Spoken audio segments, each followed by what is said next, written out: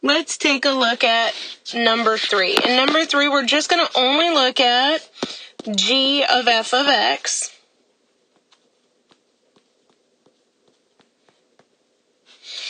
Which means we're going to replace the little circle notation with parentheses, and it will look like g parentheses of x.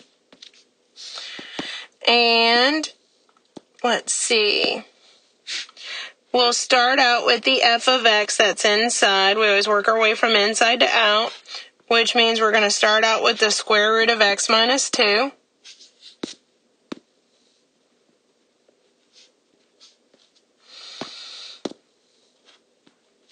Inside of our function, we'll make that swap.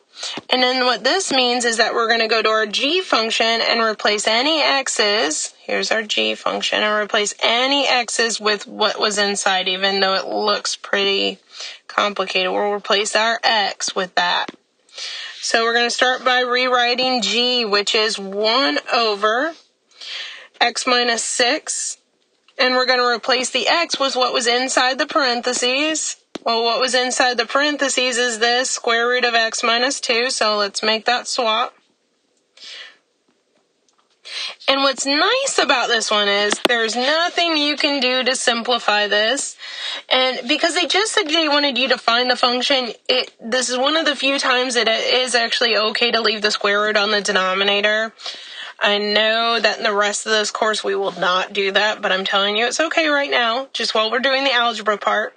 And we can't simplify the minus 2 and the minus 6 because the minus 2 is on the inside of the square root and the minus 6 is on the outside. So this is as far as we can go with simplifying.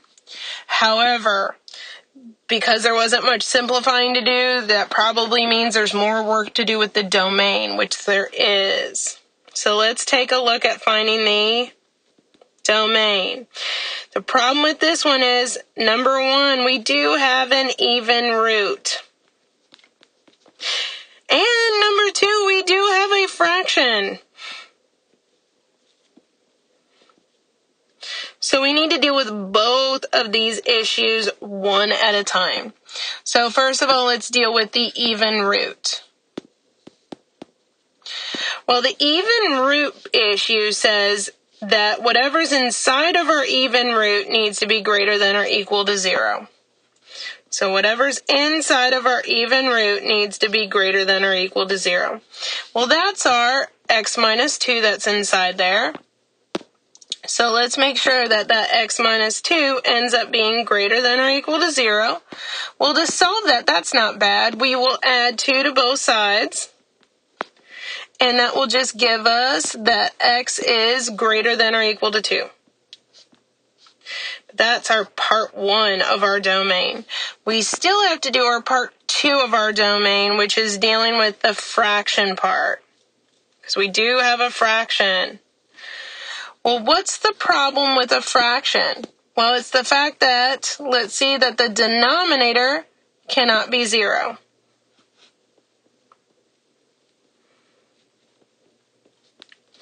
Well, what was the denominator? Well, if we go back, our denominator is not simple. It's the whole bottom of the fraction. So let's take that whole thing and say that the whole thing, the whole denominator cannot be 0. So that's a square root of x minus 2 minus 6, and we're saying that that whole thing can't be 0. Well, let's solve this like we would normally. Let's start by adding 6 to both sides. And that will get us, let's see, the square root of x minus 2 cannot equal 6. Now the question is, how do we get rid of the square root? We're going to do the opposite. We're going to square both sides, which will kill off the square root with the squared, and we'll just leave you with the x minus 2 that was underneath. That it can't now equal, well, we had 6 squared, which is a 36. Then we can continue solving this by adding 2 to both sides, which will tell me that I can have anything here, but x cannot equal 38. The reason why x cannot equal 38 here, this is our second part of our domain, is because it will make our denominator equal to 0, and we don't want that. You can't divide by 0. So I'm getting there. So what this is telling me is that there's two parts that I need to put together for my domain. Is that I need to put together, first of all, that x needs to be greater than or equal to 2, and x also cannot be 38. So let's draw a picture as to what this would look like. So here's my number line. Here's 2. Here's 38. Okay, well, one thing at a time. Let's do the first piece first. X has got to be greater than or equal to 2. That part of the graph will look like a bracket at 2 pointing to the right because it's greater than. However, we can't ignore the other piece, so let's take a look at that. That one says that x can't be 38. So we're saying greater than or equal to 2, but not 38. That means I'm going to have this big gaping hole that I can't use 38 here. So how do I put this all together to make up my official domain? Well, if I read my graph from left to right, it starts here with a bracket at 2. So I can start my domain at a bracket of 2, comma. It continues all the way up to, but then I have a circle saying I can't have 38. So I'm going to go all the way up to 38, but I can't include it because that will make my denominator 0. But I also need to include the second part over on the other side, which means I need to actually start at 38 on the other side and continue along. But again, we said you can't have 38, so we need to leave that out by using a parentheses, comma, then it can continue on forever, so we'll use an infinity. Remember, infinity always uses a parentheses. Now I've got two pieces.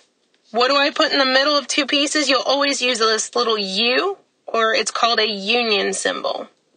And I always think of it as a symbol that unites two pieces, puts them together. So what this actually reads as is I can have anything from 2, including 2, all the way up to infinity, but because of those parentheses at both sides of 38, they're saying, oh, I can't actually include 38 at all, because that's what's making my denominator 0. So that is a no-no point. So we're good. That's our most complicated domain that we're going to see in this course. Let's take a look at problem 4. In problem 4, we've got something very similar. We're looking at f of g of x, and I'd like to start out by switching the notation and using parentheses. You don't need to do that. It just makes it easier on me. So we've got f of parentheses g of x. So we'll start with our g of x first on this one. Well, the g of x on this one is x minus 3. So we'll go ahead and plug that in and replace the g with an x minus 3. So the question is, what does this mean? It means we're going to plug in this x minus 3 to f wherever there's an x. Well, let's see what that means. It means we're going to replace this x here with what was inside, which is the x minus 3. So the x minus 3 will get plugged in for x. And remember to put parentheses around it. And then notice in the f function, our x is squared. So there is something we need to do here.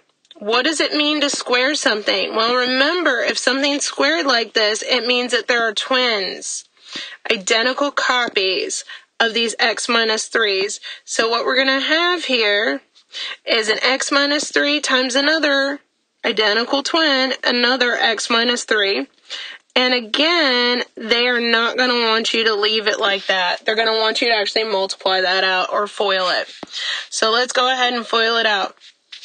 If we FOIL this out, we'll get an x squared minus, we're multiplying this out, 3x minus another 3x, and then negative 3 and negative 3 will give us a positive 9.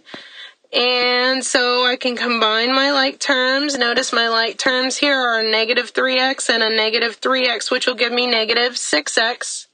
So I've got an x squared minus 6x, and then we have our plus 9 at the end. And that's our final answer, because those cannot be added or subtracted or combined in any way because they're not like terms. So when we're going to talk about our domain again, we'd ask our same questions. Do I have any even roots? Which in this one, no, I do not. I have an even exponent, but not an even root, and that's okay. That's not an issue. And do I have any fractions? No, I do not. So, if I don't have any of my two issues, remember that means my official domain is going to be negative infinity to positive infinity. And that's going to be my final answer for my domain on this one. But I am done. Continuing along, we're going to look at composition of functions when we don't have x's in them anymore. We'll have a number that we're plugging in. And this will be nicer, actually, because we should be getting a number out if we do them correctly. So let's take a look.